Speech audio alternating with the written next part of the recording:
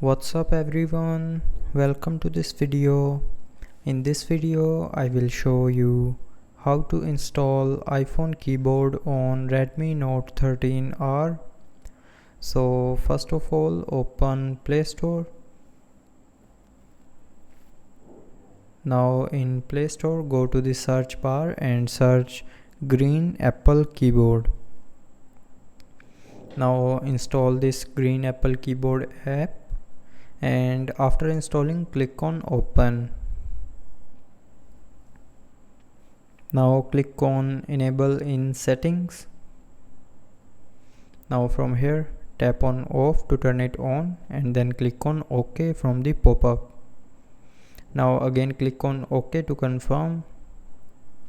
After that go back and click on switch input method, and from here select Green Apple Keyboard. Now click on OK, and then the Apple keyboard will be installed. Now you can see the Apple keyboard is now installed.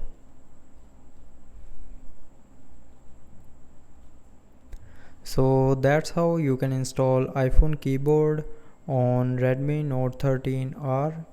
So I hope you liked the video. Thanks for watching.